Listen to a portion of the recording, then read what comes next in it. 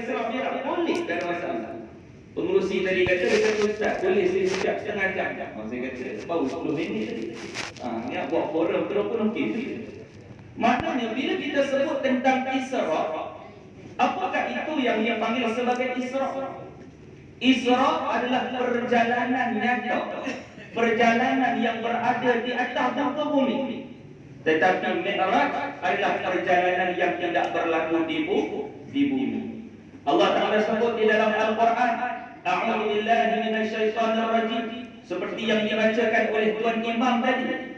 Subhanalladzi asra bi'abdihi lailan minal masjidil haram ila al-masjidil aqsa alladzi barakna hawlahu linuriyahu min ayatina innahu huwas samiul basir.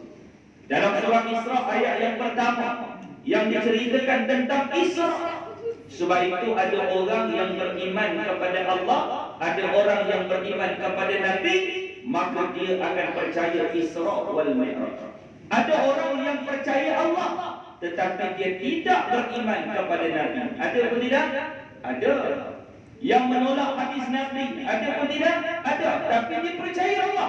Dia menolak Nabi sallallahu alaihi wasallam. Mereka hanya percaya tentang Isra, tetapi mereka tidak percaya tentang Mi'raj. Sebab Isra hanya disebutkan di dalam Al-Quran. Adapun Mi'raj tidak disebutkan secara detail di dalam Al-Quran, tetapi datang daripada hadis Nabi sallallahu alaihi wasallam. Sebab itu ada golongan yang anti hadis, dia tidak percaya Mi'raj, dia hanya percaya tentang Isra. Tetapi kita orang Islam yang beriman mesti beriman dan percaya Isra wal Mi'raj. Subhanalladzi asra, maha suci Allah yang telah memperjalankan bi'abdihi, hambanya, lailan, pada waktu malam. Allah Ta'ala mulakan subhana, maha suci Allah, maha hebat Allah, maha agung Allah, maha besar Allah. Maknanya segala pemilik maha hanya ada pada Allah Subhanahu wa Ta'ala. Manusia tak ada maha, walaupun nama dia Mahdi, tapi dia tak ada maha. Yang hanya ada maha ada Allah, pemilik segalanya. Bila Allah Ta'ala mulakan subhana, maha suci Allah, maka telah menutupilah segala kekecelaruan dan persoalan manusia. Berlaku ke tidak Isra wal Mi'raj? Jawapannya berlaku. Sebab bukan kerja manusia, tetapi dia adalah subhana, maha suci Allah, keagungan Allah yang memperjalankan hamba-Nya. Ada orang datang jumpa saya dulu, banyak tahu. Dia kata, Ustaz, minta maaf lah, makcik nak tanya, betul ke Ustaz Isra Mi'raj? Macam tak percaya. Saya kata, makcik beriman. Itulah nak kata beriman, tapi itulah Ustaz, logik ke? Nabi jalan daripada Mekah sampai Masjid Al-Aqsa, Ustaz. Nabi sebut, tuan-tuan, kalau ahli sirah dia buat kajian, kalau pada zaman Nabi kenderaan namanya unta bergerak paling laju sekali pada zaman Nabi daripada Mekah pergi Masjid Al-Aqsa, sebulan pergi, sebulan balik, 2 bulan. Langit pertama nak pergi langit kedua, kata Nabi, dia punya luas perjalanan. Bumbung langit pertama nak pergi ke pintu langit yang kedua, 500 tahun perjalanan. Bumbung langit kedua nak pergi pintu langit ketiga, 500 tahun perjalanan. 7 lapisan langit, 7 kali 500 tahun, 3,500 tahun perjalanan. Tetapi hebatnya Isra wal Mi'raj, Nabi pergi selepas Isya, Nabi pulang sebelum subuh. Bahkan ada riwayat yang disebutkan Nabi pulang daripada menunaikan solat Isya bersama dengan para sahabat. Capal dan kasut Nabi masih lagi terasa faham tapak kasut tapak kaki Nabi. Nabi telah turun daripada Mi'raj. Nak ceritakan apa dia, tuan-tuan? Itulah kehebatan dan kekuasaan yang ada pada Allah, dipertontonkan kepada baginda junjungan besar Nabi Muhammad sallallahu alaihi wasallam. Dan Allah Ta'ala kata subhana, maha suci Allah, asra. Tuan-tuan, kalau belajar bahasa Arab, sara berjalan, asra memperjalankan. Maknanya Allah Ta'ala jawab dah, Nabi sallallahu alaihi wasallam tidak berjalan sendiri, tetapi Rasulullah dibawa berjalan, dibawa jalan. Ada orang kata logik Ustaz. Jawapannya logik. Saya ambil satu simbolik. Tuan-tuan, 2 tahun lepas kita pergi Mekah. Allah. Mana dulu? Oh my. Dia kadang-kadang canggih sangat pun susah. Boleh sila tak bawa. Dia dengar juga. Baik tuan. Saya ceramah dekat mana tuan? Minggu lepas saya ceramah di Kuala Lumpur. 5 mat disangkut. Habis ceramah sit dalam sampai ke bawah tuan nampak bulu dada. Dia kata Ustaz kali sikit kita bau beras. Kita sangkut dekat ni untuk nama masjid ni. 5 luar ke bawah. Dari luar. Baik. Tuan-tuan dan puan yang dirahmati Allah. Saya ambil satu benda yang logik tuan-tuan. Simple. 2 tahun lepas kita pergi ke Mekah. Betul tak? Kita pergi ke Mekah. Saya bawa orang pergi jemaah. Sampai KLIA, saya kemas saya punya bagasi apa semua tu, bawa pergi KLIA, kemudian pergilah ke Mekah. Turun di Jeddah apa semua tuan-tuan, kita buat umrah apa semua. Minggu depan kita pergi Madinah. Kemudian ziarah. Last nak balik ni tuan-tuan, kemas kita punya beg bagasi. Kemas, buka zip belah depan tu. Nak kemas lah. Buka zip tuan-tuan, dalam tu beg saya tu ada semut. Ada semut. Saya pun tengok semut ni tuan-tuan bukan semut tanah Arab. Tengok sebiji macam semut kandang. Dekat kandang. Dia semut daripada rumah aku ni semut kandang. Saya asal kandang. Semut kandang. Dia nak keluar. Saya tutup balik. Dia kata tak apa. Aku dah nak balik. Aku lepaskan kau dekat kandang. Sampai ke rumah buka keluar. Dia ikut saya dalam beg ni tuan-tuan semut jantan. Dia dah kahwin anak semua dia. Mana Ustaz? Saya tahu rumah saya. Balik rupanya tuan-tuan bini dia 2 minggu laki hilang. Buat rekod apa semua tak jumpa. Mana nak jumpa tuan-tuan tu? Mekah. Balik Allah bini dia nampak laki dia balik menangis. Apa pergi mana? 2 minggu apa? Abang, suami dia kata abang pergi umrah. Umrah apa benda? Pulang. Umrah abang tengok Mekah. Oh ya Allah punya ramai orang. Ya Allah abang tengok Madinah. Ya Allah seronok lah. Tuan-tuan, ikut logik, semut tu dia bergerak sendiri ke tidak? Tidak.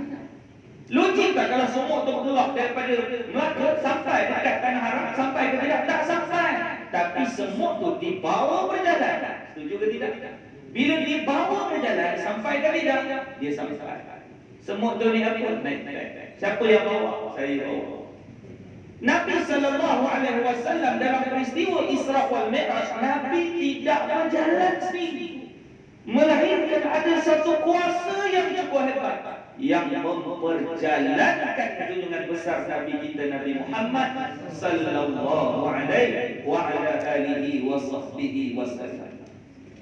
Minal Masjidil Haram, daripada Masjidil Haram. Mana tuan-tuan? Mekah. Tanah Haram ada 2, Mekah dan Madinah. Tanah Haram maknanya tanah yang suci, yang cukup baik. Saya buat khusus umrah, cerita pasal Tanah Haram. Saya kata tuan-tuan, makcik, Tanah Haram ada 2, Mekah, Madinah. Terkejut kecil.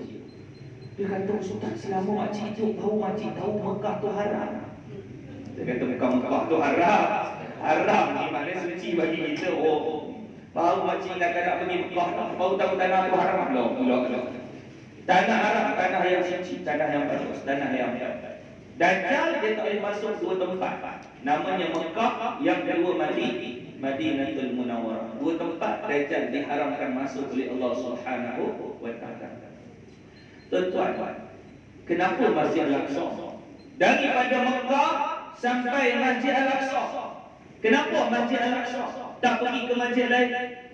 Kenapa Allah Taala tak kata subhanallazi asra bi 'abdihi lailan minal masjidil haram ila al-masjid sya'ala? Boleh kalau kau nak buat boleh. Tapi kenapa Masjid Al-Aqsa? Sebab kata ulama, Masjid Al-Aqsa adalah tempat pertembungan di antara 2 alam. Alam nyata dan alam gaib. Kejap lagi kita cerita. Bila Nabi sallallahu alaihi wasallam, kata ulama ahli sirah, dia kata sebelum Allah Taala berikan hadiah. Sebab itu Isra dan Mi'raj ini adalah hadiah terbesar yang diberikan oleh Allah kepada junjungan besar Nabi kita Nabi Muhammad sallallahu alaihi wasallam. Disebabkan hadiah yang bagus, hadiah yang cukup tinggi dan hebat ini, umat Nabi Muhammad sallallahu alaihi wasallam mendapat keberkatan. Sebelum setahun Nabi Isra wal Mi'raj dipanggil sebagai Amul Huzni, tahun kesedihan. Yang tuan sedia maklum, orang yang ketika Nabi sallallahu alaihi wasallam, orang yang ketika kata Nabi pembohong, tetapi dia yang membenarkan kata Nabi. Di saat orang menghina Rasulullah, ketika itu Nabi balik ke rumah, dialah yang membenarkan kata-kata Nabi. Di saat Rasulullah dihina, dicaci, dimaki, hampir disaiko sampai ke emosi Nabi ketika itu terganggu, Nabi balik rumah, dialah yang menenangkan Nabi. Siapa dia tuan? Isteri Nabi yang tercinta, Sayyidatuna Khadijah binti Khuwailid. Sebab itu tuan, bila Khadijah meninggal dunia, Nabi ni waktu Rasulullah berkahwin dengan Siti Khadijah, Rasulullah dia tidak berkahwin dengan mana-mana orang lain. Setianya dengan Siti Khadijah. Sampai kan bila Khadijah dah meninggal, dalam satu riwayat ketika Nabi sedang salat, tiba-tiba terdengar ada satu suara yang memberikan salam. Suara seperti Siti Khadijah. Waktu itu Khadijah dah meninggal. Nabi dengar suara Khadijah memberikan salam. Nabi segerakan solat dia. Nabi menoleh, rupanya bukan Siti Khadijah, tetapi adik Siti Khadijah, suara diri Siti Khadijah. Dia punya kerinduan kepada Siti Khadijah. Dan benda itu waktu Rasulullah berkahwin dengan Siti Aisyah, Aisyah perasan. Aisyah kata dalam riwayat disebutkan Abah sudahlah mengenangkan kepada perempuan yang dah tua. Di riwayat disebut gigi pun dah tak ada lah. Ni Aisyah jelas. Dan Allah Ta'ala telah menggantikan satu perempuan yang baik. Allah Ta'ala telah menggantikannya lebih baik. Aisyah kata ini. Tapi Rasulullah kata tidak. Di saat orang lain memaki hamun aku, dialah yang memuji aku. Di saat orang lain berkata bohong, aku menyampaikan Islam, mereka katakan bohong kepada aku, tapi dialah yang benar. Di saat orang lain, isteri-isteriku tidak memberikan zuriat kepada aku, Khadijah memberikan zuriat untuk aku. Tentu anak Nabi zuriat semua datang daripada Siti Khadijah binti Khuwailid. Sebab itu anak Nabi ada berapa tuan? Ada 7.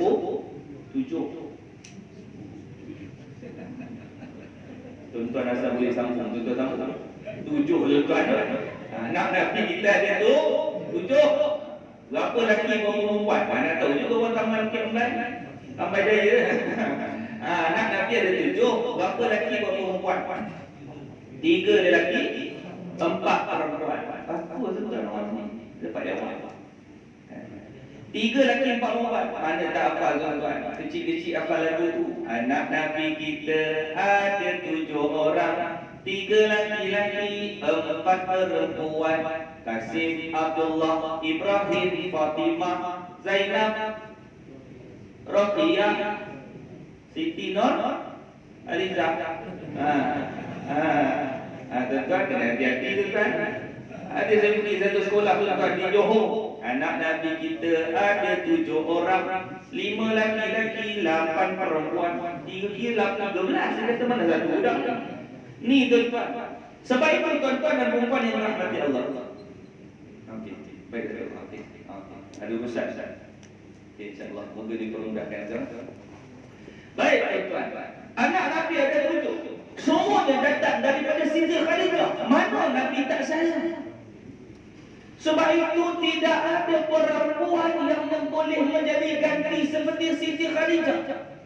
Kata Nabi, di saat orang lain sekat mereka punya harta untuk nak keluarkan pada jalan Allah, Khadijah dia tidak kedekut dengan harta dia. Dia berikan segala hartanya untuk aku dalam menyebarkan dakwah Islam. Tuan-tuan, waktu Siti Khadijah meninggal dunia, Khadijah baring atas ribu Rasulullah. Dia pandang wajah suami dia, wahai Rasulullah, sepanjang hidup saya ya Rasulullah, saya banyak membantu kamu melebarkan dakwah Islam. Saya gunakan harta saya seluruhnya untuk bantu mengeluarkan, membawa Islam yang diperjuangkan oleh Allah dan Rasulnya. Kata Siti Khadijah, wahai suamiku, sekiranya saya mati bang, tidak ada lagi orang yang nak keluarkan hartanya.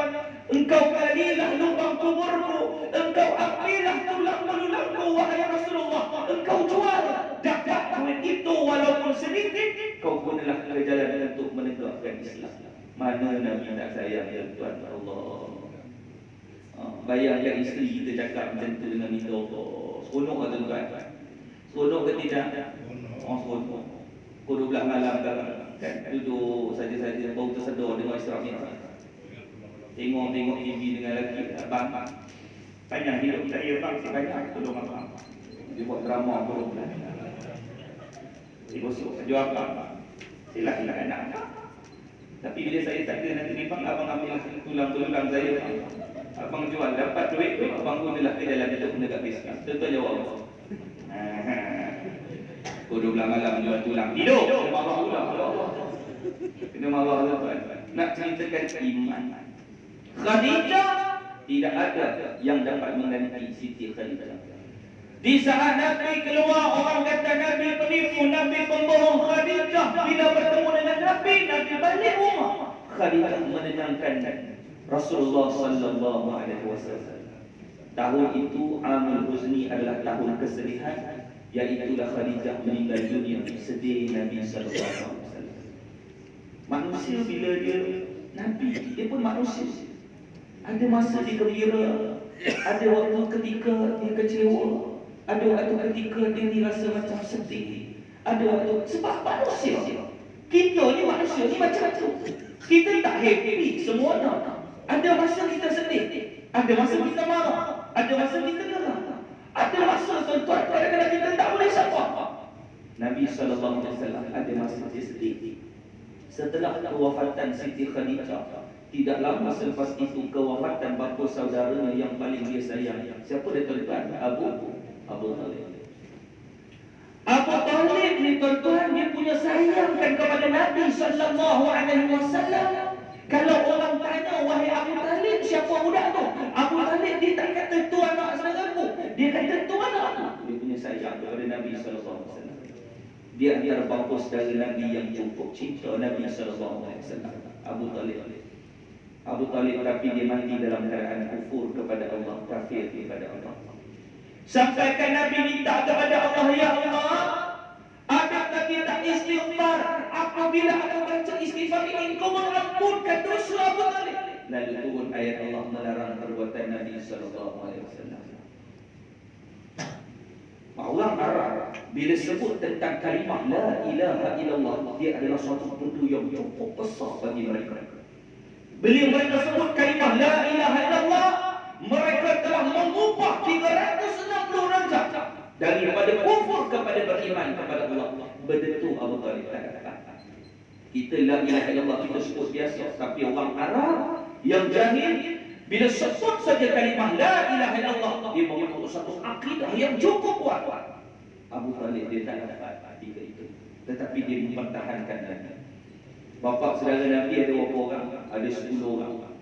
Abu Talib bin Abdul Muttalib. Abdul Muttalib atuk Nabi. Dia ada anak 16 orang. 6 orang perempuan, 10 orang laki-laki. Ayah Nabi Abdullah anak yang bungsu. Anak yang pertama Abu Talib, anak yang kedua Abu Bakar. Abu Jahal. Hai tuan. Saya tasmih seluruh ni. Abu Lahab. Abu kan keliru Abu Lahab dengan Abu Jahal. Abu Lahab lain. Abu Jahal lain. Dia tak ada talian darah dengan Nabi. Abu Lahab nama dia pun bukan Lahab, namanya Abdul Uzza. Uzza ni nama berhala. Kenapa nama dapat Lahab? Mana dapat Lahab? Sebab dia makan terlalu. Itu Lahab. Lahab ni tuan-tuan, Lahab ni dalam bahasa kita agak glowing. Muka dia licin, putih, ni apa lah. Sebab itu keturunan Nabi semua putih. Sebab itu kalau ada orang yang dalam surau yang lelaki mengaku keturunan Nabi, bohong. Tak ada yang putih. Betul tak? Termasuk yang cakap ni sama juga. Kulit Nabi itu putih. Sebab itu dipanggil Abu Lahab. Lahab ni putih ke merah-merahan. Glowing lah. Handsome. Tapi tidak beriman kepada Allah. Abu Jahal lain. Abu Jahal lain. Abu Jahal bukan dapat gelaran awal-awal Abu Jahal. Tak. Dia dapat permulaannya Abu Al-Hakam. Masyarakat kafir Quraisy gelar dia Abu Al-Hakam. Dia orang yang paling cerdik pandai ketika itu. Dan dia ni memang pandai. Tak boleh orang nafikan. Dan Abu Jahal dia mempunyai satu ilmu dipanggil Al-Jazibiyah. Tuan-tuan, Jazibiyah hanya ada pada komando-komando yang di-training. Dia boleh kesan musuh. Ilmu tu ada pada Abu Jahal. Sebab itu bila Nabi SAW tersembunyikan dalam Rasulullah digantikan oleh Sayyidina Ali ketika itu tidur. Dan ketika itu Rasulullah membaca wa ja'alna min baini aydihim saddan wa min khalfihim saddan fa aghshaynahum fa hum la yubsirun. Ayat itu tuan hafal. Sebab apa tuan hafal? Pertama malam Jumaat. Yang kedua lalu dekat Roblok. Lesen tak bawa mati yang kami lah waja'alna apa? Tu waja'alna depan boleh waja'alna min baini aydihim saddan wa min khalfihim saddan fa aghshaynahum fa hum la yubsirun. Dia dengan diri dia kebalai dalam penutupan. Ni waja'alna min baini aydihim saddan. 12 orang dikumpul dekat rumah Nabi nak tangkap Nabi dulu. Betul tak? Nabi baca ayat ni, mereka tertidur dan Nabi keluar. Sedar-sedar tuan-tuan, tengok-tengok dalam Sayyidina Ali. Dia Sayyidina Ali pada Rasulullah, aku tak tahu. Abu Jahal sampai ke pengetahuan Abu Jahal. Dia kata, macam mana kamu boleh kempung rumah Nabi dengan 12 kuat, 12 kabilah pemuda yang hebat-hebat, tapi seorang pun tak perasan Nabi boleh keluar. Dia panggil Abu Jahal. Abu Jahal berdiri dekat depan pintu rumah Nabi, ambil pasir dekat pintu rumah Nabi, dia cium, dia tengok langit, dia tengok pasir, dan ketika itu dia boleh tahu Nabi berada di mana. Hebat tak hebat Abu Jahal? Itu dia ada ilmu tracking, komando, tracker yang cukup hebat. Kita tengok dalam filem anak-anak langkau cukup. Dia lalu saja dekat hutan, dia boleh tahu tuan tempat ini baru dilalui 3 orang. Dia tengok daun-daun. Kayu patah, dia kata tuan 5 orang baru lalu 2 gemuk, 3 pendek, saya letak orang itu. Nak ceritakan tracker tu ada hanya pada Abu Jahal. Abu Jahal cukup hebat. Betul. Suraqah bin Malik diupah oleh Abu Jahal dan dia tawarkan 100 ekor unta kalau dapat penggal kepada Nabi. Memang betul Suraqah ikut tempat laluan Abu Jahal. Memang dia jumpa Nabi SAW. Nak ceritakan Abu Jahal ni bukan orang biasa tuan. Dia ni Abu Al-Hakam, orang yang paling alim, orang yang paling berpengetahuan. Dalam bahasa Inggeris dipanggil cunning. Cunning betul-betul semua benda ada kat dia. Dia pandai, dia bijak, kaki pusing, semua ada kat dia. Tapi mana dapat gelaran Abu Jahal? Dia telah buat satu honor, dia telah bunuh satu orang perempuan yang beriman namanya Sumayyah. Tuan-tuan pernah dengar kisah yang Puan Hijaz buat lagu Sumayyah? Sumayyah, dia telah rencam, dia ambil tombak, dia rencam kemaluan Sumayyah sampai mati. Cerita ini sampai kepada Nabi SAW. Nabi tak boleh terima. Nabi panggil dia Abu Al-Hakam, Nabi panggil dia Abu Jahal, bapak saudara paling bodoh sekali. Dia ni melekat namanya Abu Jahal sampai hari ini. Sebab itu orang kafir Quraisy waktu itu cukup marah dengan Nabi. Waktu itu sampaikan dia buat mesyuarat nak tangkap Rasulullah SAW. Abu Lahab ni mati dalam peperangan pertama umat Islam. Peperangan apa? Peperangan Badar. Jalan-jalan. Perang. Tentera Islam menang. Ada satu orang sahabat Nabi. Tugasnya tukar angkat mayat orang Islam ke bumi kan. Terbalik kan? Mayat tentera Islam diangkat ke bumi kan. Terbalikkan mayat tentera Islam diangkat ke bumi. Terbalikkan Abu Lahab. Itu juga.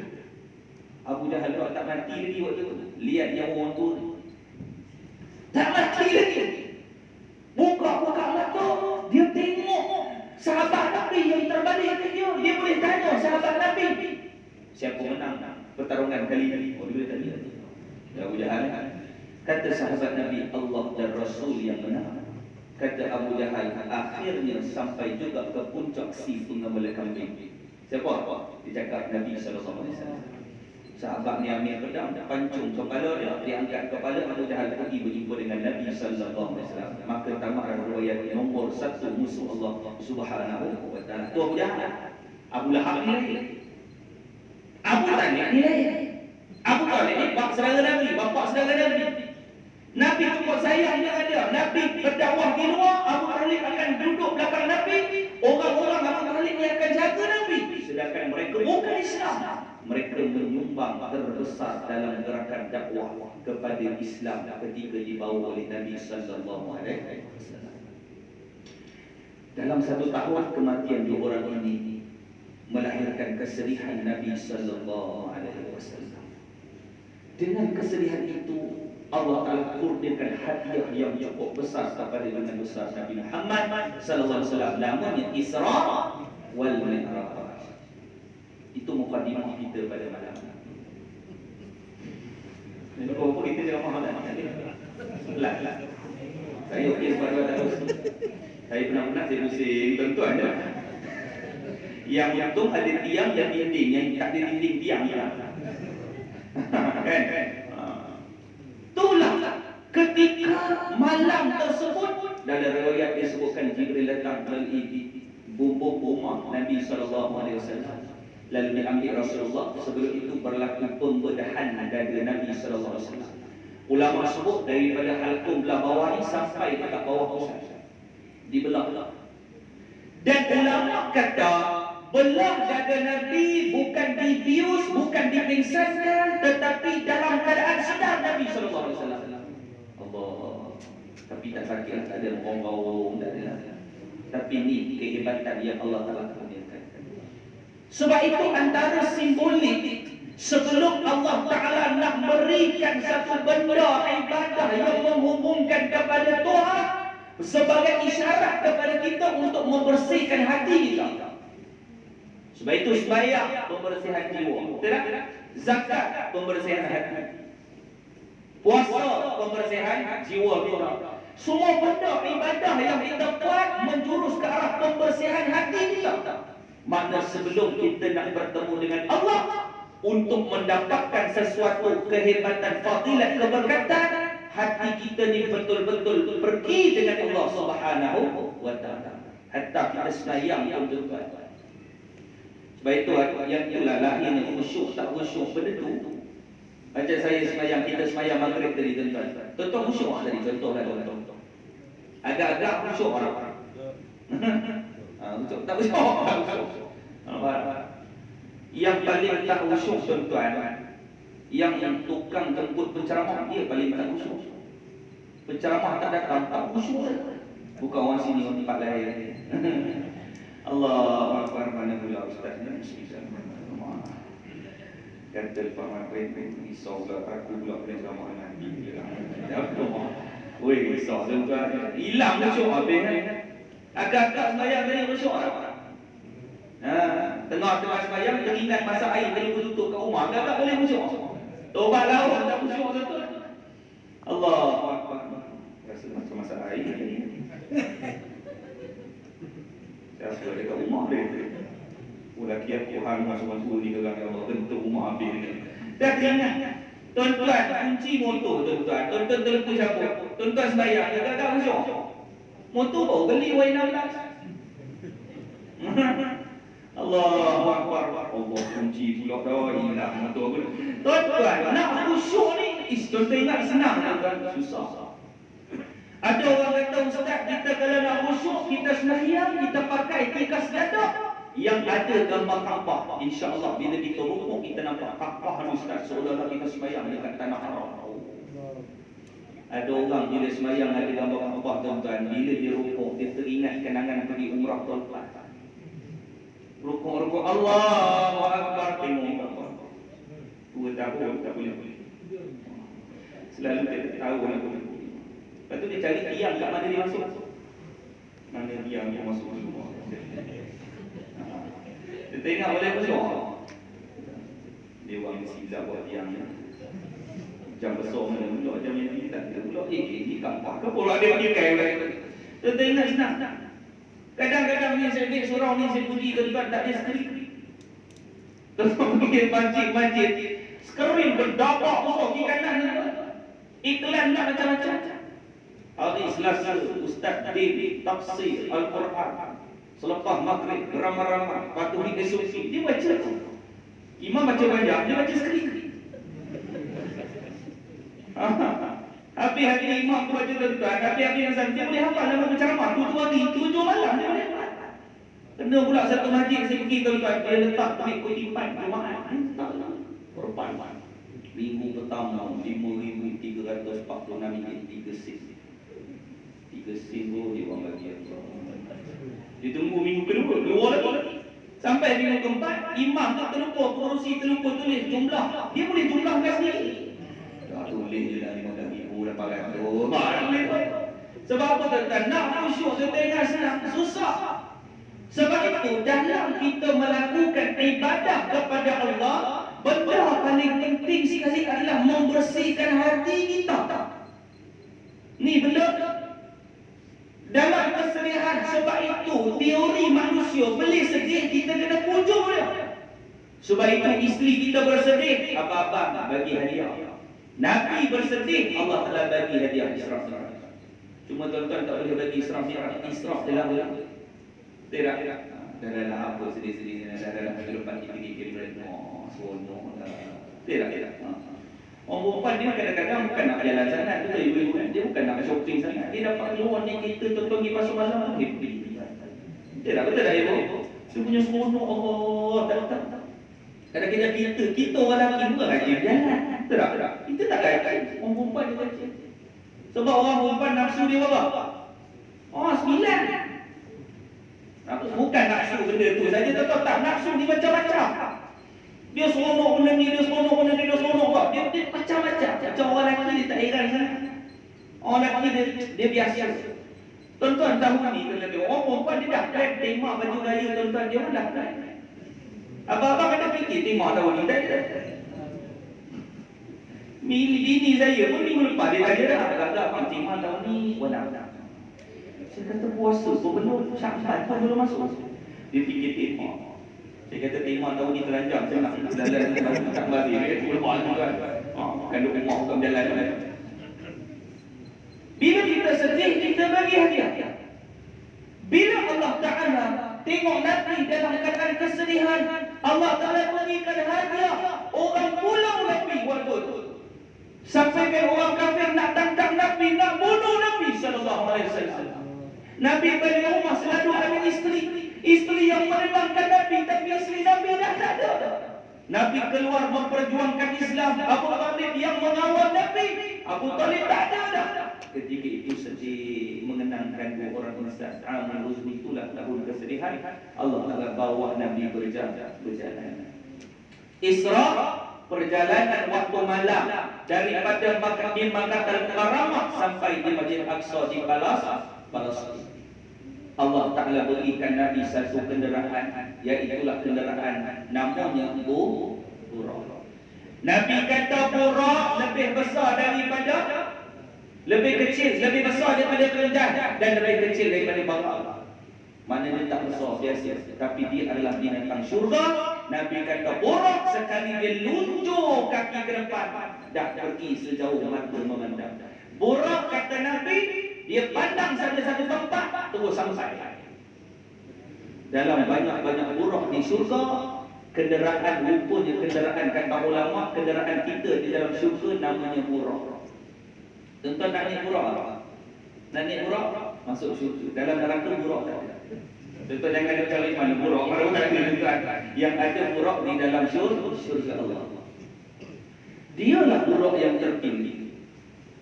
Allah telah hantarkan burak kepada Nabi. Jibril naik burak ke tidak? Jibril naik burak? Jibril tidak menaiki burak. Jibril dia terbang sendiri. Kata Nabi, Jibril ada 600 sayap.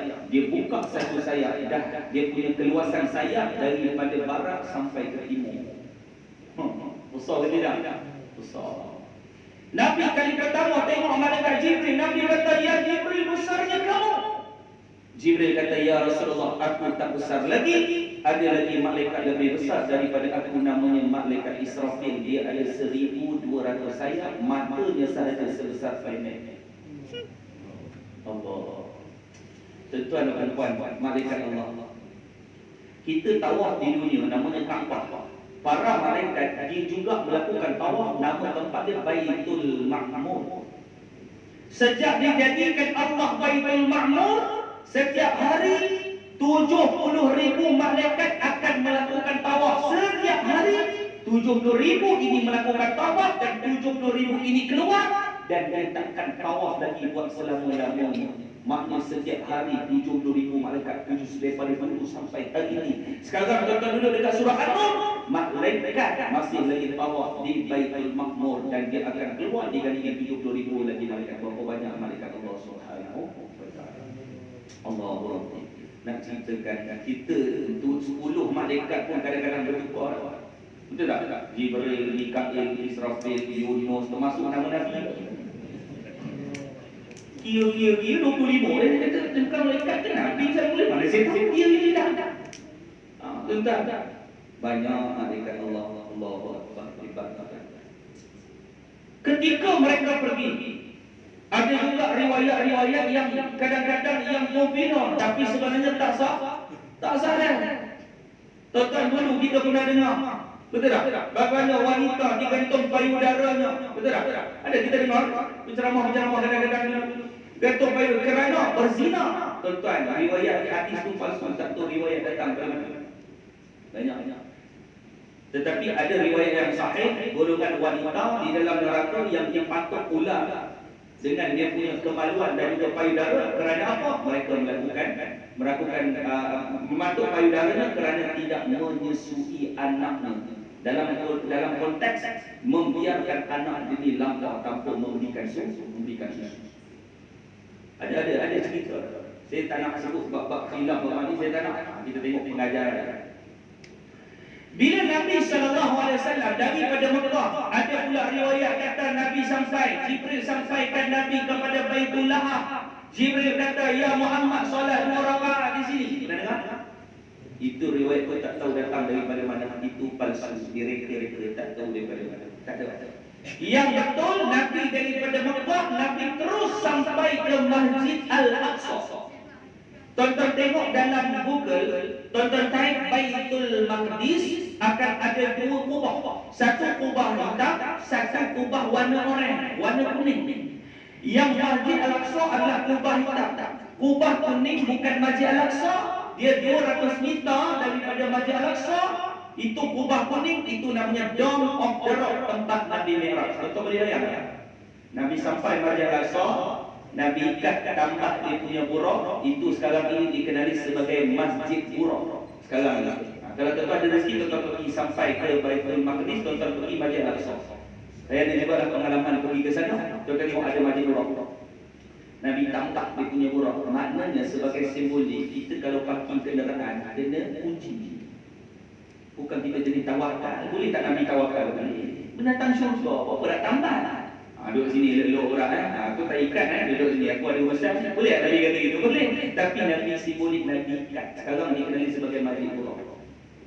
Tuan-tuan pergi pasal malam, jadi tawakal macam tu, insya-Allah. Allah Taala pun faham. Tinggal patah balik lengong motor tu hilang. Tuan-tuan tak kunci. Selepas Nabi sallallahu alaihi wasallam tambah, Nabi masuk Masjid Al-Aqsa. Masuk saja Masjid Al-Aqsa, itulah yang dipanggil pertembungan di antara 2 alam. Waktu Allah Taala tiupkan roh semula dalam jasad seluruh para nabi waktu itu, dan mereka hidup nyata ketika Nabi sallallahu alaihi wasallam berada di Masjid Al-Aqsa. Sebab itu tuan-tuan, Masjid Al-Aqsa adalah kiblat pertama orang Islam. Satu. Yang kedua, keberkatan yang ada di Palestin. Umat Islam kena mempertahankan Masjid Al-Aqsa. terlalu banyak sejarah dan kenangan untuk orang Islam dan para Nabi Rasul. Nabi Isa yang hari ini masih lagi hidup dan Nabi Isa belum lagi merasai sakitnya kematian, masih lagi hidup, dijaga oleh Allah pada langit yang kedua. Waktu Dajjal muncul, Allah Ta'ala akan turunkan Nabi Isa AS memerangi Dajjal. Nabi Isa, dia akan sampai ke Masjid Al-Aqsa solat subuh bersama dengan umat Islam. Lepas solat, Nabi jadi imam. Habis Rasulullah SAW jadi imam, masa salamlah di antara mereka. Waktu tu Omikron belum ada. Dalam ni macam-macam Omikron, apa kebagai Flurona. Nama pula viral tu sedap-sedap. Flurona. No, bencana-bencana semua nama sedap-sedap. Tsunami, nampak rotan. Tsunami, nampak lembut dia punya. Saya nak juga cadang pada KKN, berilah nama virus yang menakutkan. Sudah. Lepas Omikron, insyaAllah kita dapat kesan satu penyakit baru namanya anjing gila babi. Orang takut tak? Dia kata penyakit apa orang ni? Lebih teruk daripada Omikron. Bagi nama tu bagi kadang-kadang sikit. Tuan-tuan, bagi nama kadang-kadang sikit. Tuan-tuan, bila salam, adab bersalam. Tengok. Dalam riwayat disebut, salam, pandang muka, Rasulullah senyum kepada para Nabi, para Nabi senyum kepada Nabi SAW. Maknanya dalam kaedah kita salam, bila salam, pandang muka kena senyum. Salam, pandang muka senyum. Kita baru habis sembahyang, salam pandang muka senyum. Ini tak ada lalu dia kata sallallahu alaihi juga. Ada satu orang lagi esok sini kuring tangan orang, kau tahu nak jumpa. Salam-salam dia garu, terkejut gitu kan. Dia kata apa ni? Kamu tak terbiasa juga. Dia terbiasa ni garu orang. Ada salam pandang muka senyum, salam pandang muka senyum, salam pandang muka senyum. Sampai orang yang terakhir dalam riwayat disebutkan Nabi SAW salam dengan malaikat. Bila salam saja tuan-tuan, kawan pandang Nabi langsung tak senang. Nabi pula nak senyum. Senyum tersenyum. Rasulullah tanya Jibril, ya Jibril, siapakah dia? Kata Jibril, itulah malaikat yang penjaga neraka. Patut tak senyum. Kalau senyum tak takut dia masuk neraka. Malaikat jangan neraka. Welcome to neraka. Itu tak takut. Muka ganas. Dan bila salam saja, malaikat salam, Nabi salam, dia pun senyum dekat Nabi. Itulah kali pertama dia senyum. Kemudian masam balik tempat tangan dengan Nabi. Nak ceritakan apa dia tuan-tuan, maha besar kebesaran Allah. Habis-habis solat, dalam riwayat disebutkan Jibril menghidangkan bui minuman. Selalu tuan-tuan dengar arak dan susu. Nabi pilih mana? Tuan-tuan jangan silap jawab. Nabi pilih susu. Itu pun ada orang tanya saya minggu lepas, Ustaz, TO zaman tu, TO pula ke sana? Saya kata orang kata susu dengan arak. Macam saya pergi ke mana tuan-tuan? Saya pergi ke Sabah. Dah ada orang tua pakcik tu lah. Dia kali pertama naik flight. Kali pertama duduk business class. Saya biasalah tuan-tuan, orang sponsor duduk business class. Saya pergi ke Mekah, duduk business class tuan-tuan, naik Royal Jordan, duduk seat nombor 2. Dia punya seat dia tuan-tuan boleh baring macam katil. Tuan-tuan ada pengalaman tak naik business class? Saya tak mampu, orang sponsor mampu. Tekan kursi dia tuan-tuan, dia baring tuan-tuan macam katil. Selimut 2, bantal 3. Dekat kepala dekat. Oh ya Allah. Orang duduk belakang tarik 34 duduk macam tu. Itu bisnes kelas Allah ni. Nak aku tekan. Dia bagi tuan-tuan iPad satu, bagi softbox ni apa ni, headphone ni. Tengok movie apa tuan-tuan tengok dalam kelas. Tengok. Oh, bisnes kelas dahsyat tuan. Lepas setengah jam dia datang pramugari ni. Excuse me sir. Rupanya pramugari bisnes kelas dengan pramugari ekonomi belakang beza. Cantik lagi yang depan. Kalau cerita buat hidung lagi panjang. Kalau dia masuk flight tuan-tuan, hidung sampai dulu, badan pun sampai. Nak ceritakan panjang hidung. Allah, tuan-tuan orang Jordan.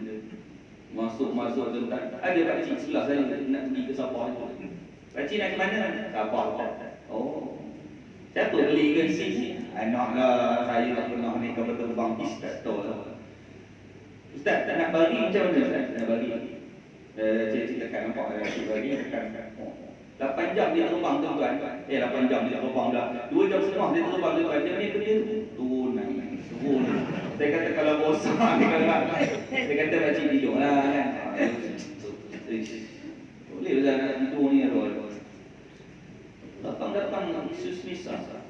Dia tanya saya, kopi or tea? Kita orang kampung kopi tea. Dia tanya makcik pula, sir, kopi or tea? Dia minta Nescafe.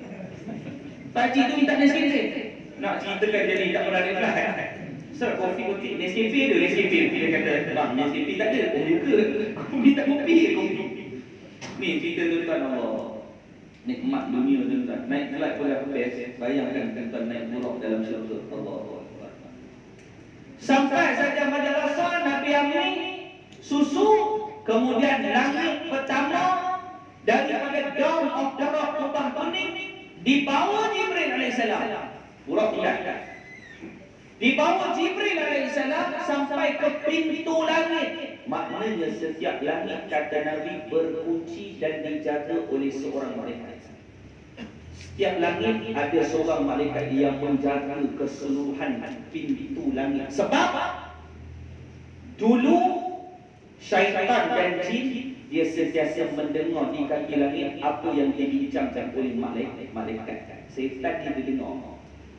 Sebab itu kadang-kadang ada orang buat pertolongan dengan syaitan. Kadang-kadang benda itu menjadi. Sebab apa? Dia dah tahu benda itu apa akan berlaku. Dia dengar bisik-bisik daripada malaikat. Sampai Jibril dekat kaki langit, pintu langit pertama. Ni hadis sahih yang dia ceritakan.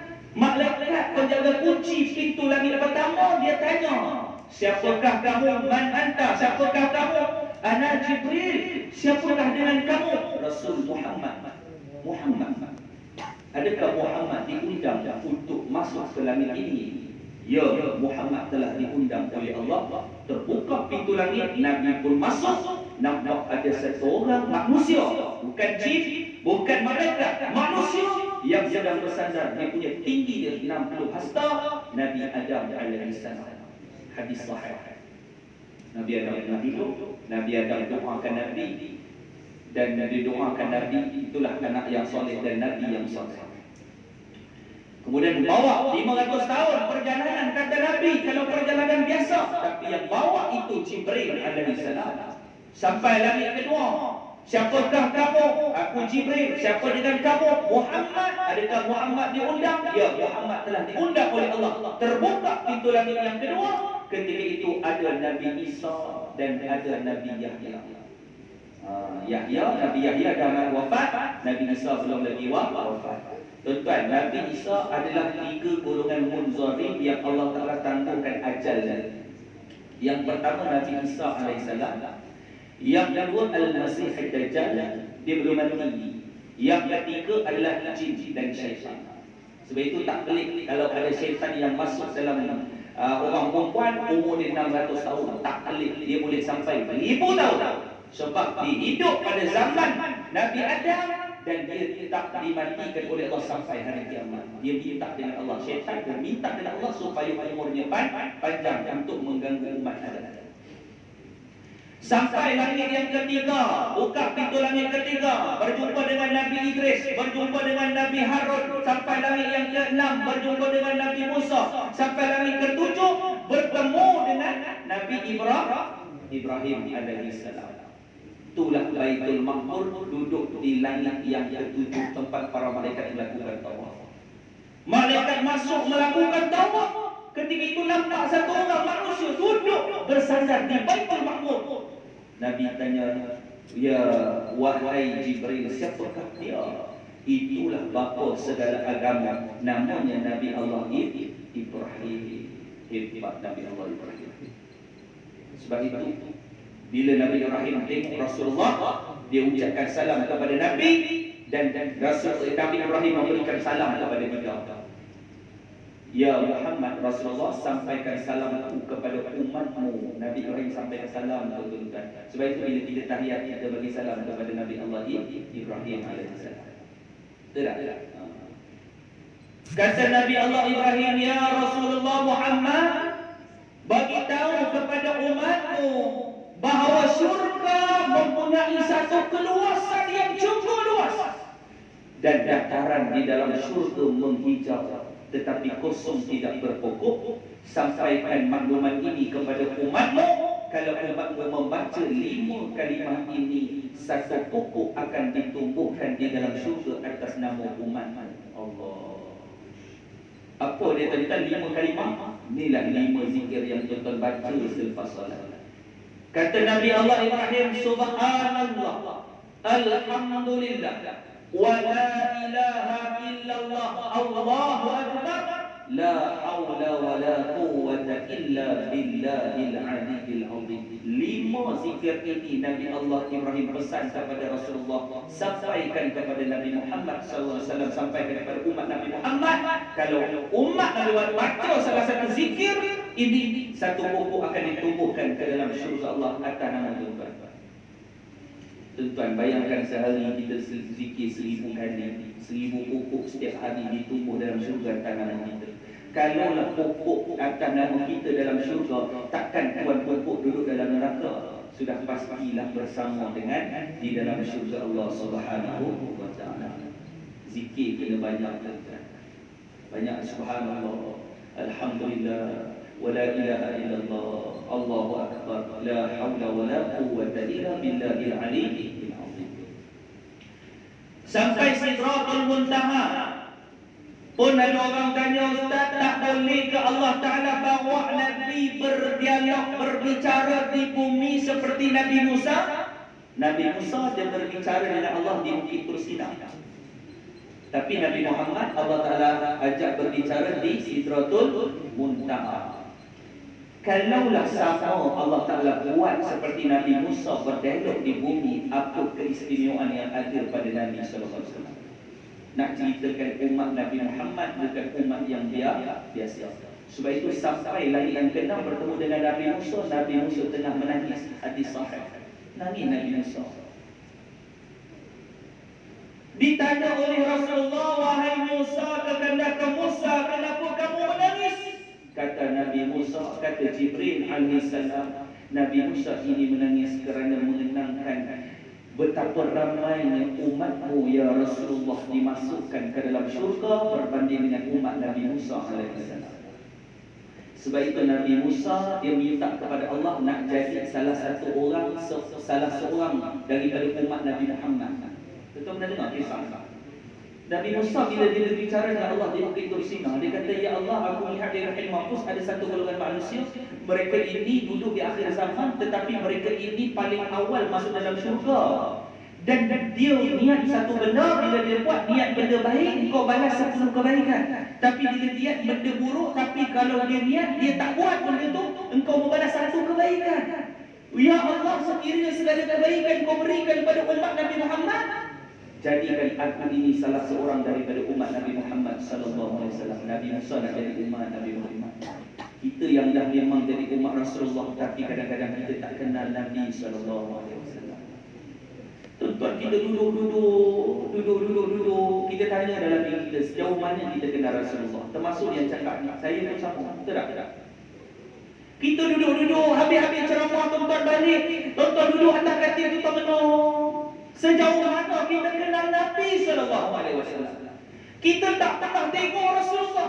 Tuan tak pernah mimpi Nabi. Tuan pernah mimpi Rasulullah? Tak pernah. Tapi bila ustaz-ustaz datang ceramah dalam kitab Syama'il Muhammadiyah, ustaz tu cerita Rasulullah ni dengan wajahnya begini-begini, putih kemerah-merahan, kening Nabi tebal, orang tengok Nabi tu jatuh cinta. Tuan-tuan teringin tak nak tengok Rasulullah? Tuan-tuan teringin. Tapi di dunia kita tak dapat tengok. Bila kita dapat tengok, waktu dekat pada masyarakat kita dapat tengok Nabi. Ada satu hadis riwayat Siti Aisyah, Nabi kata, la yara wajhi thalathatu anfus, kata Nabi tidak akan dapat melihat wajahku di pada mahsyar di hari kiamat. 3 golongan dia tetap tak akan dapat tengok wajah Allah. Dunia tak dapat, akhirat lagi dapat. Nabi kata, aku pun tak nak tengok dia. 3 golongan. Yang pertama kata Rasulullah, orang yang derhaka dengan mak bapak. Allah, ini bahaya dia tuan. Mak bapak dia ada satu power. Sekali dia angkat tangan, tuan-tuan, doa tu mustajab. Sebab itu tuan-tuan, nak berkata dengan anak, jangan main lepas. Kadang-kadang dia menjadi doa. Tak guna dia budak tak. Betul. Jangan tetap. Dia boleh jadi doa. Angkat tangan. Bila angkat tangan ni doa. Doa saja. Mak ni doa. Ayah ni doa. Bila mak ayah ni doa, menangis pula. Merintih. Ikhlas waktu tu. Mustajab lah kan.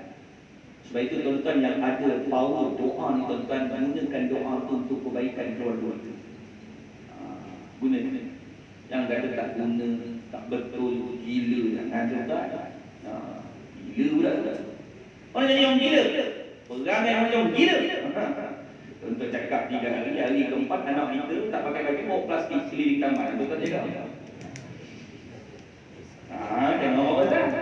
Gunakan kuasa doa ni untuk kebaikan. Sebab setiap diri tuan-tuan ada power doa mak bapak. Power doa mak bapak. Tuan-tuan dan puan-puan. Yang kedua, yang takkan dapat melihat wajah Nabi. Nabi kata orang yang dengar nama Rasulullah tetapi dia tidak berselawat kepada Nabi.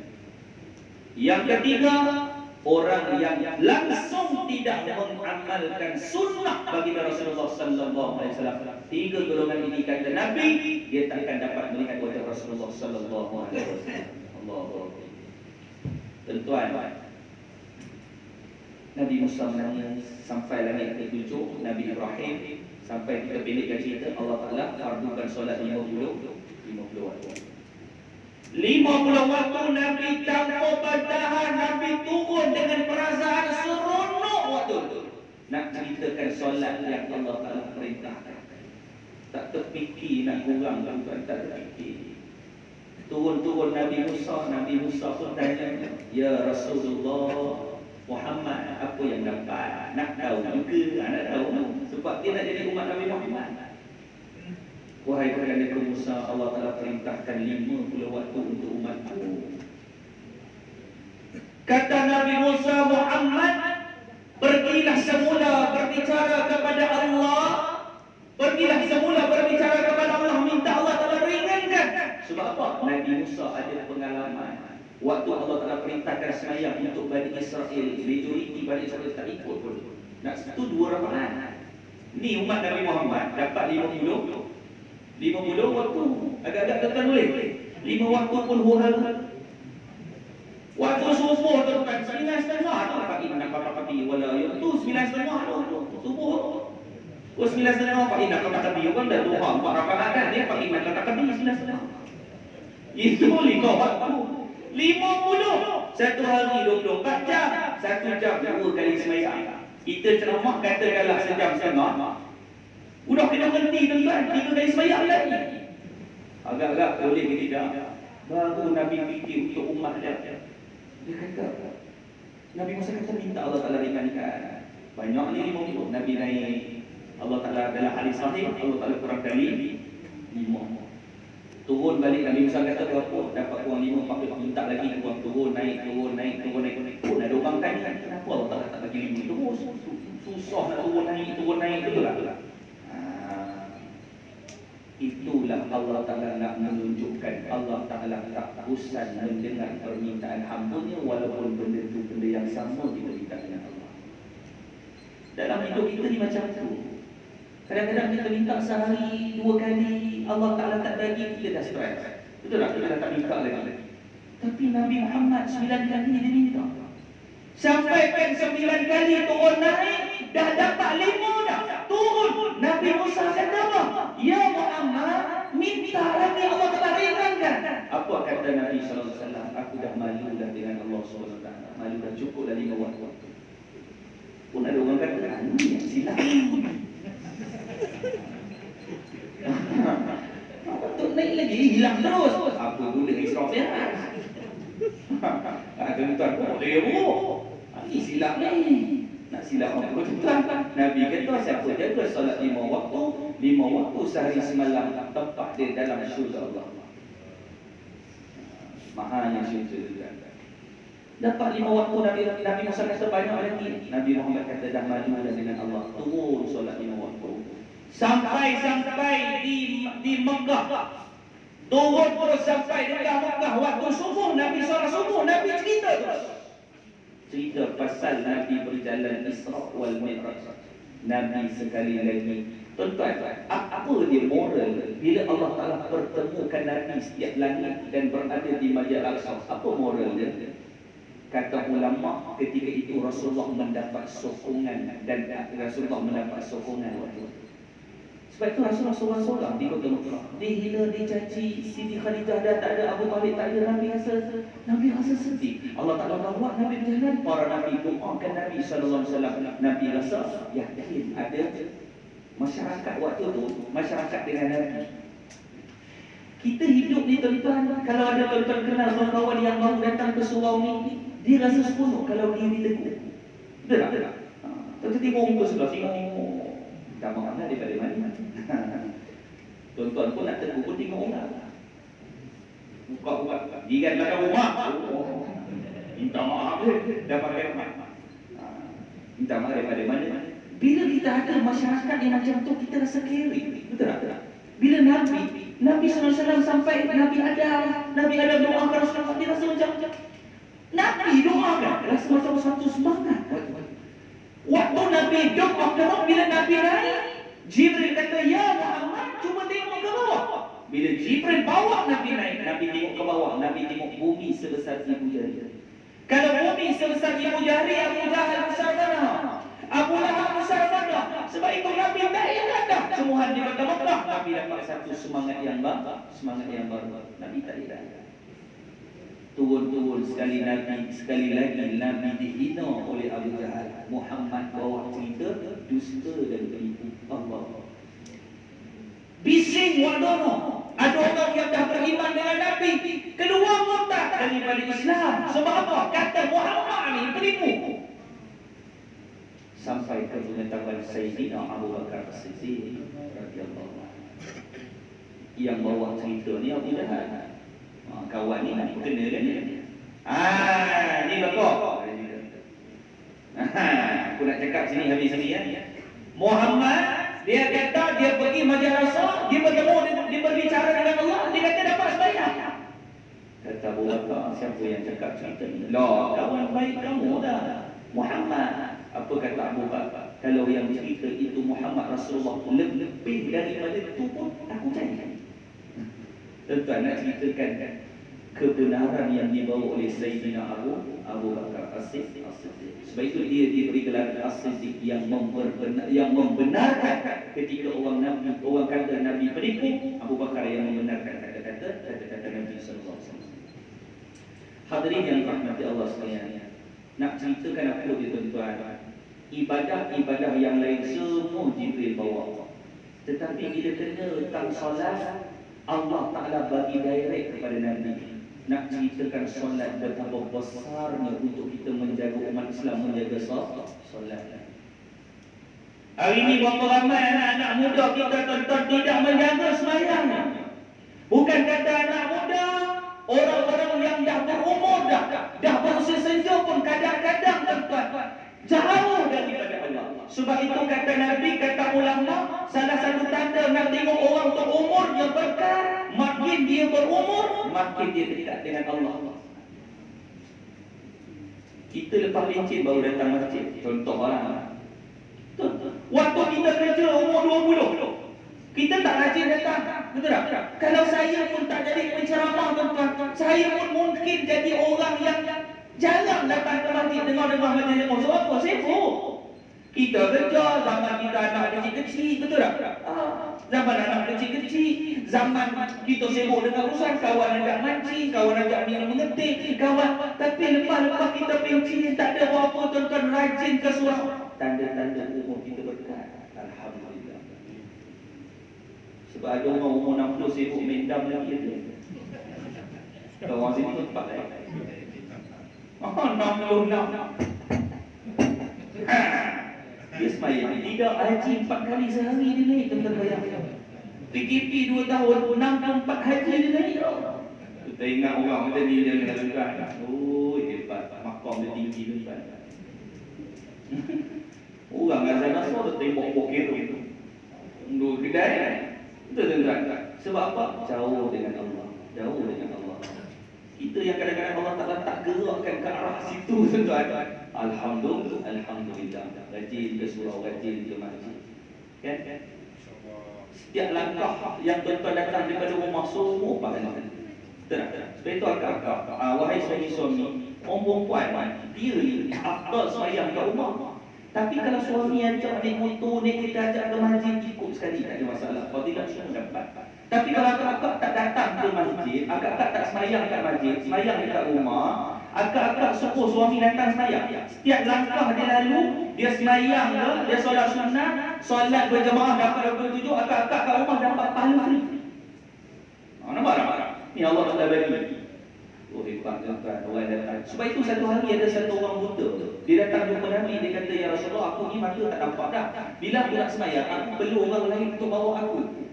Aku ni wajib tak datang semayang? Wajib. Perlu tak? Nabi kata, kau dikecualikan. Bila dia pusing, Nabi panggil semula, wahai lelaki, tunggu sekejap. Di rumah kamu dengar tak orang melakukan azan? Aku dengar, ya Rasulullah. Maka pergilah ke masjid. Nak ceritakan kewajipan ke masjid untuk solat tuan-tuan adalah satu tuntutan. Tidak. Sebab itu cerita-cerita Nabi nak bakar rumah orang yang tak semayang berjemaah. Cuma tu cerita-cerita Nabi. Cuma Nabi tak buat. Takut kalau Nabi buat, takut jadi susah. Betul tak? Pengerusi imam 1, imam 2, Bilal 1, Bilal 2, setiausaha pada hari tukang bakar rumah 1. Bayang. Tukang bakar rumah dah ramai. Tapi mudah dah volunteer dah. Jajak dibakar rumah sana, jajak dibakar rumah sana. Lelah di balik rumah dia pula kena bakar. Itu masalah. Sebab itu Nabi tak puas cerita-cerita Nabi. Sebab apa? Takut-takut jadi sunnah. Itu pun problem. Macam kita semayang tarawih. Nabi tak semayang tarawih full dekat masjid. Takut-takut diwajibkan. Betul tak? Hari pertama sahabat tengok bulan Ramadan Nabi solat tarawih. Sahabat tengok Nabi semayang. Dia duduk belakang Nabi. Hari kedua Nabi semayang. Hari ketiga Nabi semayang. Hari keempat Nabi tak datang. Ya Rasulullah, mana beri? Malam tadi kami temu. Dia kata, aku kalau semayang direct 30 hari solat tarawih ini, maka takut-takut kamu semua mewajibkan. Dan turun firman Allah untuk mewajibkan solat tarawih. Habis solat tarawih wajib, ikut dari awal kita kan. Baru pun 2 hari nak tarawih. Tu pun bergaduh harus. Cuma seorang ni tak ada bergaduh, kita buat 8 pun buat 20. 8 pun 20 buat jelas-jelas. Tapi satu tempat dekat mana tu tetap bergaduh dalam masyarakat. Jadi bila nanti pelantikan baru ni, pengurusi pun semangat. Saya mencadangkan untuk tarawih kali ni kita buat 20. Imam pun bangun, mana boleh 20? Yang imam saya 8 tu. Bagi saya kalau buat 20 lebih afdal. Tak ada 8, 28, 28. Setengah jam macam mana 28 ni? 28. Ada orang datang lewat musyarakat, dia tepuk meja. Kita buat 36 tadi. Diam semua, mana datang. Ibu pengurusi kata, kau boleh lah 36 sebab tak pernah semayang tarawih. Dia main sebut. Tak payah bergaduh tuan-tuan. Tuan-tuan nak buat pun betul. Nak semayang kat masjid tarawih pun betul. Tak nak semayang tarawih kat masjid pun betul. Tuan-tuan tak nak buat langsung pun betul. Betul tak?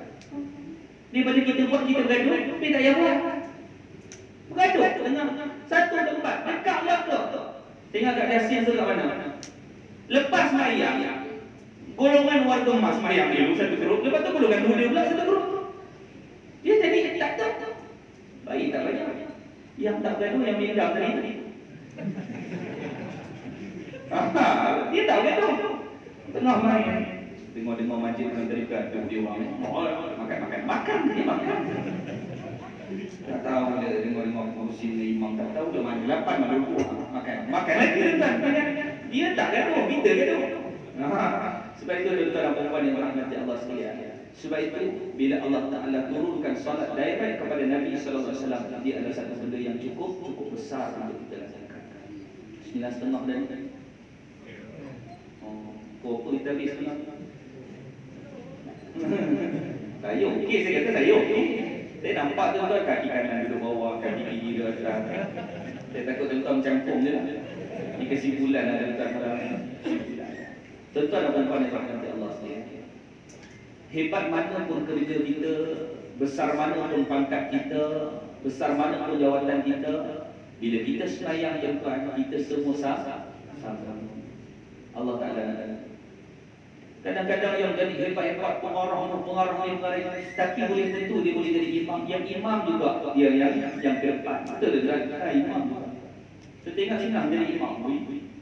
Cuba tuan-tuan jadi imam. Baik imam kadang-kadang jemaah tolak tuan-tuan. Tuan nak baca surah apa?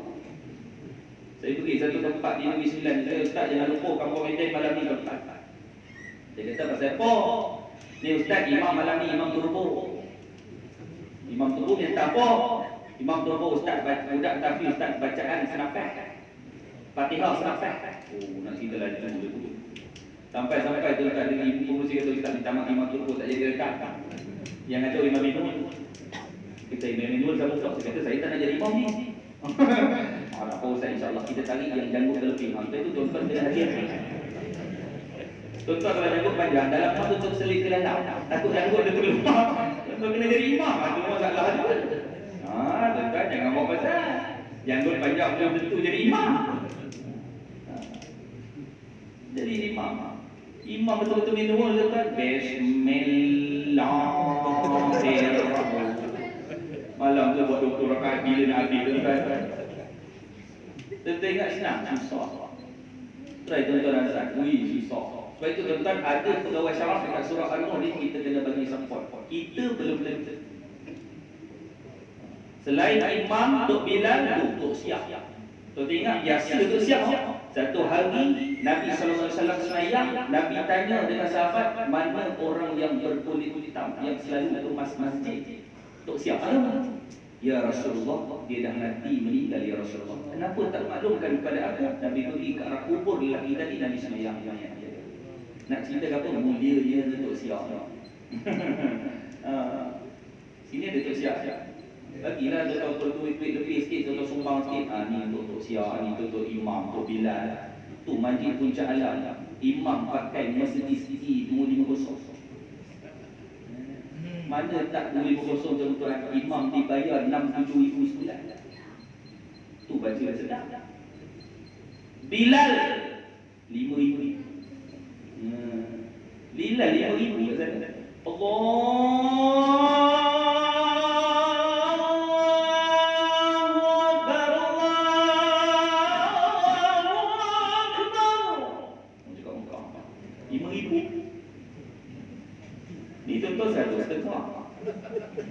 Ayat palang.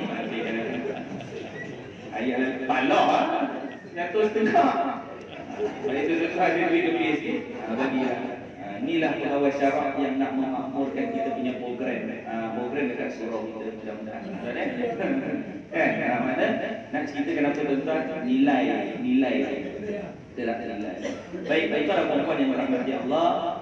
Mudah-mudahan Isra' wal Mi'raj ini bukan sekadar kita mencerita, tetapi dia mendatangkan satu pengajaran keimanan yang perlu untuk kita tingkatkan kepada Allah SWT. Soal bila tarikh berlaku, tuan-tuan tolak ke tepi, tapi Isra' wal Mi'raj ini tetap berlaku kepada Nabi sallallahu alaihi wa ala alihi wasallam. InsyaAllah sama-sama kita mengambil pengajaran beriktibaran. Mudah-mudahan dengan solat yang Allah Ta'ala bagi, kita memperbaiki semuanya. Tuan-tuan, kita sambut Isra' Mi'raj setiap tahun. Tapi kadang-kadang setiap tahun macam-macam sembahyang. Jom kita cari jalan untuk upgradekan ilmu kita. Betul tuan. Saya kadang-kadang saya tengok pergi kat mana, saya pergi ke Terengganu. Minggu depan saya pergi ke Kelantan. Minggu depan jadual saya Kelantan, Terengganu, Kedah, Taipei, Ipoh. Cuti sekolah 3 minggu penuh. Saya pergi rata-rata, saya cadangkan benda yang sama.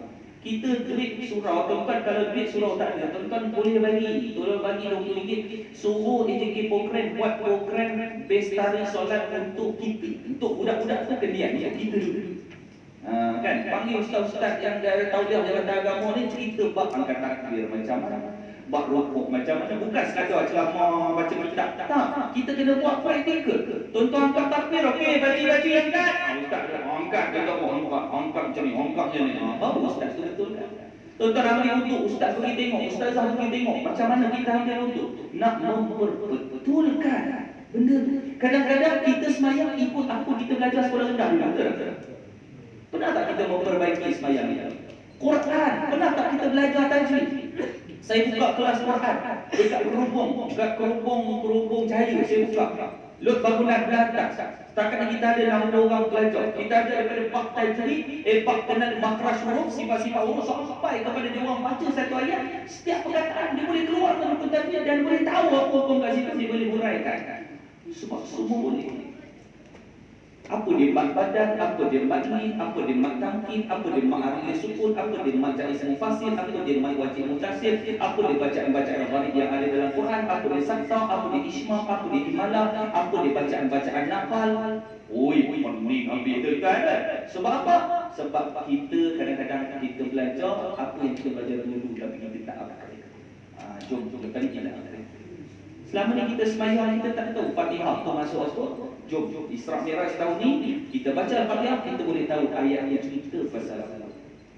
Bila kita rukuk, macam mana cara Nabi rukuk? Betul tak? Kadang-kadang kita bagi salah kepala anggur-anggur, Assalamualaikum warahmatullahi wabarakatuh. Saya pergi kat mana-mana saya nampak Assalamualaikum.